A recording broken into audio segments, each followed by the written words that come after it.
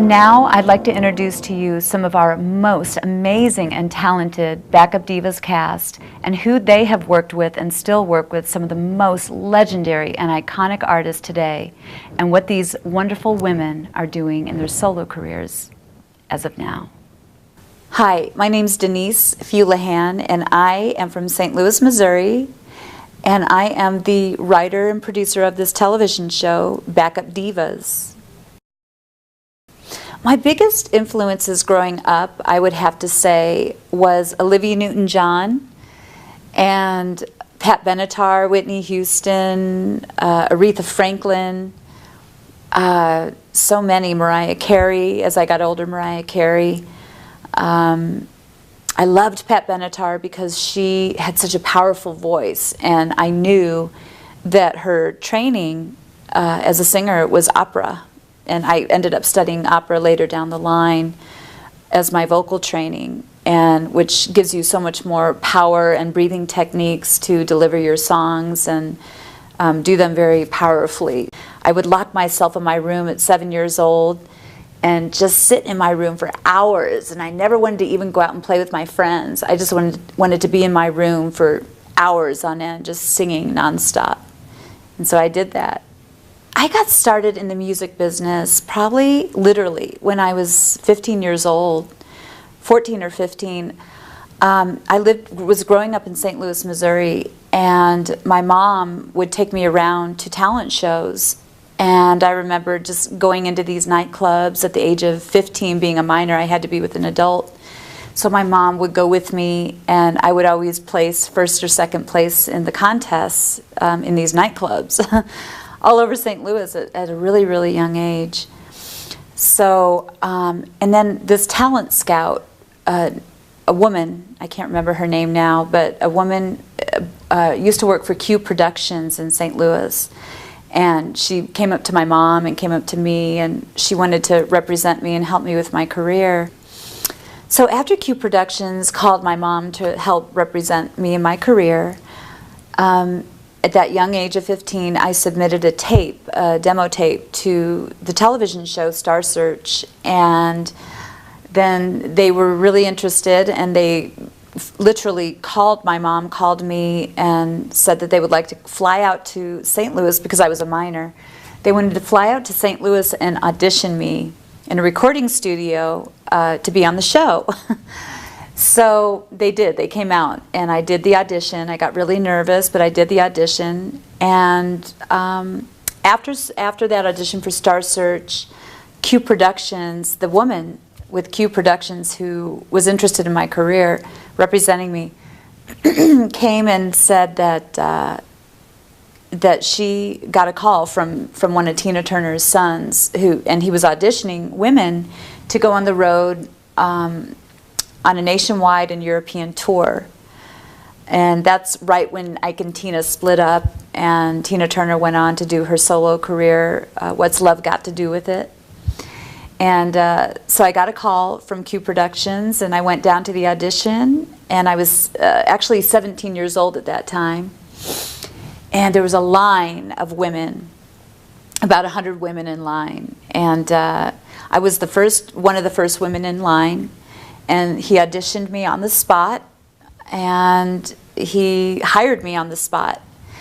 And so right after that, he auditioned the rest of the women who were auditioning the same day, and I ended up getting the call that he wanted to pick me to go on the road, with Tina Turner's middle, I guess he's the second son, I'm not sure, but to go on the road with Ike Turner Jr., and that was right after Ike and Tina split. At Club Imperial is where the auditions were, and that's where Ike and Tina used to rehearse.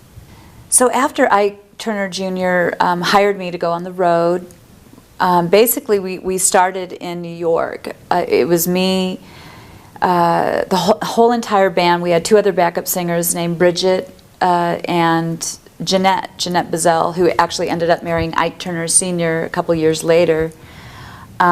But then, back then, we all just went on. We started going on the road, touring all over America, starting in New York.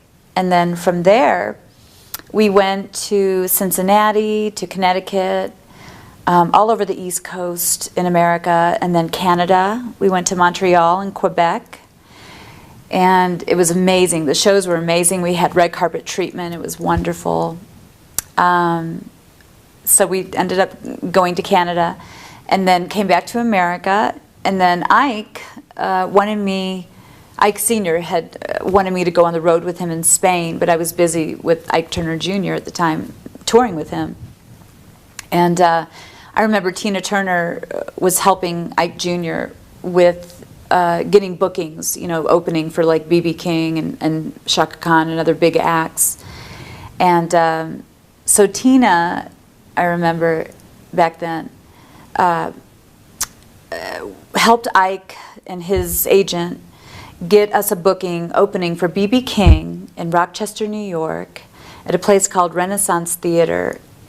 And it was so amazing. It was just huge, like an old theater, but beautiful. And so we ended up opening for B.B. King in New York, and then came back to America. And then Ike wanted me to go to Mexico City, Mexico, to go meet with one of Chaka Khan's agents for us to open for Chaka Khan in Mexico.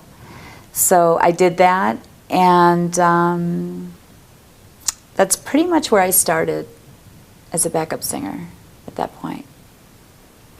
So the other places we toured, besides the East Coast of America, and parts of St. Louis, of course, at Ralph Butler's place, and different great nightclubs and blues clubs, down in St. Louis in Laclede's Landing. It was amazing with Ike, me and Ike Jr. and the group.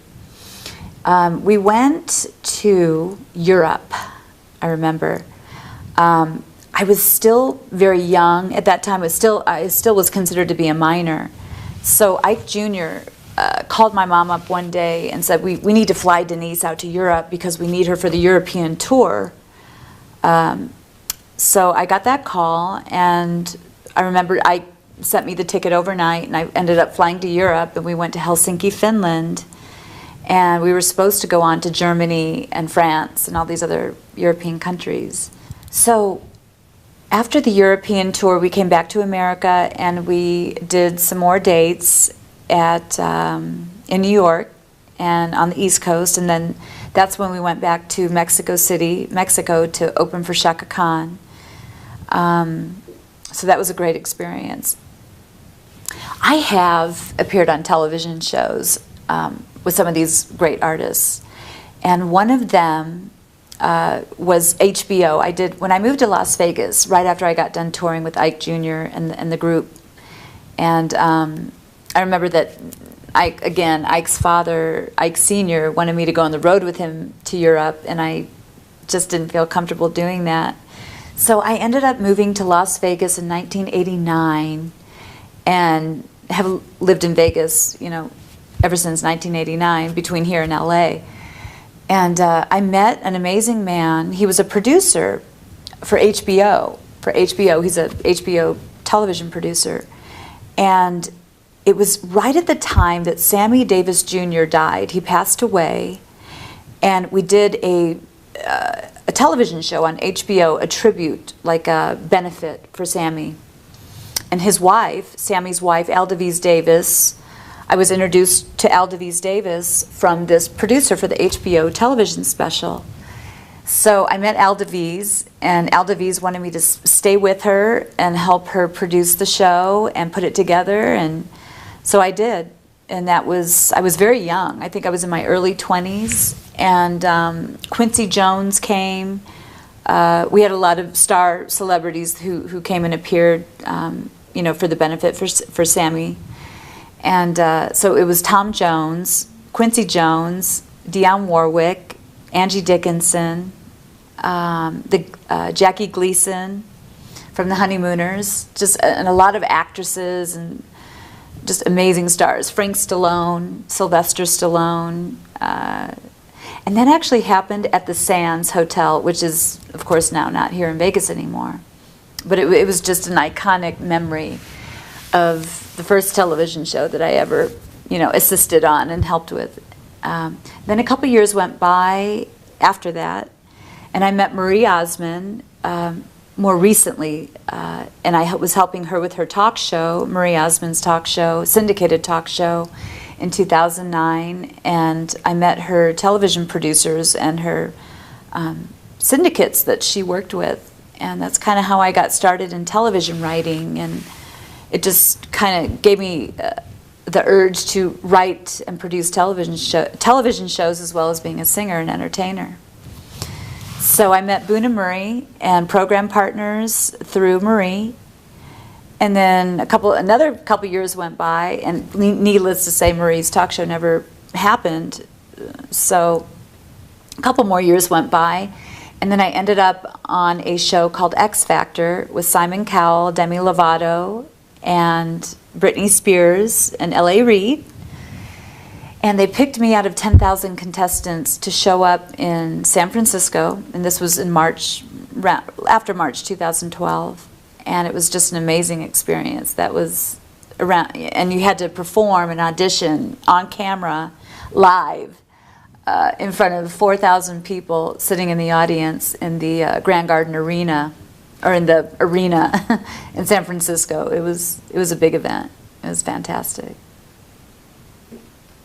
The most thrilling time in my career, I would have to say, is probably when I did the show opening for B.B. King with Tina Turner's help.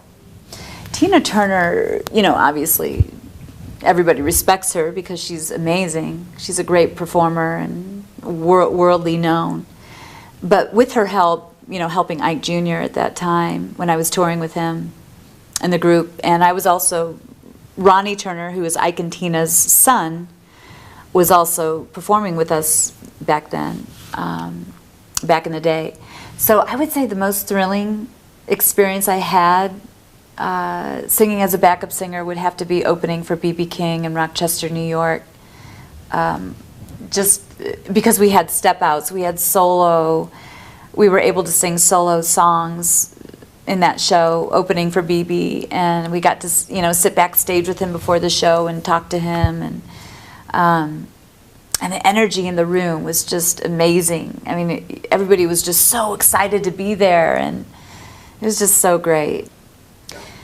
So as a solo artist, artistically, that I've done more recently, before I was on the show X Factor, I was working with two famous, really good songwriters named Gary Baker and Frank Myers from Nashville, and they wrote a couple hit songs, and one of them was called I Swear, and the group 98 Degrees sang that, and that became a hit all over the world.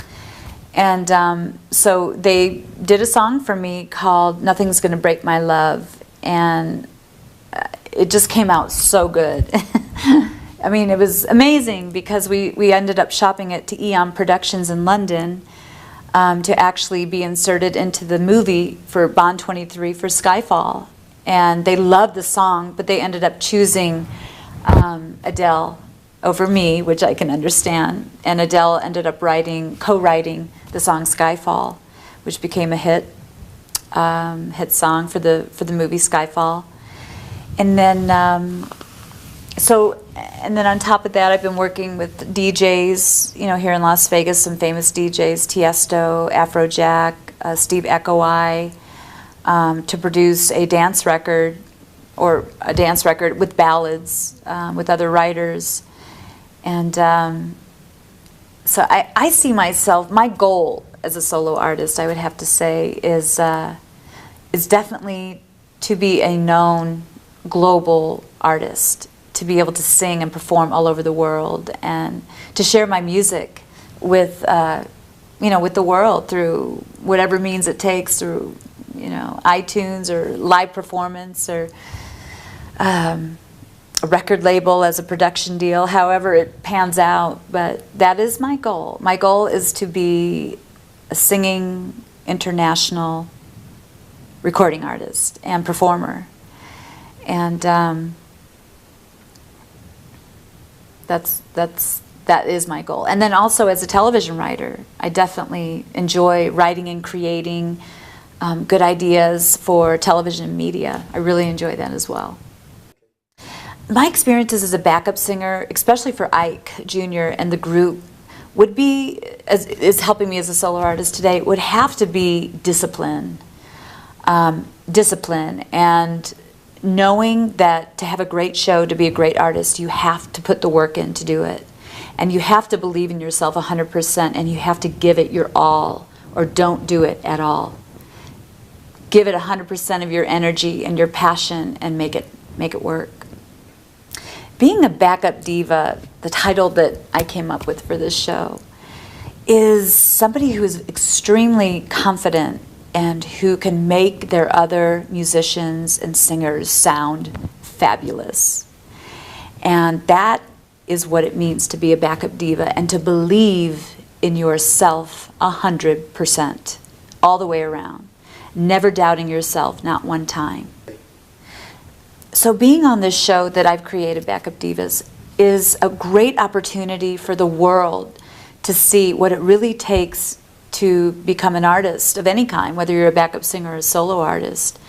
And just supporting your other musicians and your other singers and being able to blend well, and as a solo artist to give it your all 100% and to show the world that it's not that easy as it looks all the time, and how much work it actually takes going in to preparing for shows, to write songs, and to prepare yourself to be a great performer, and in any respect, with any respect to being a backup singer or a solo artist.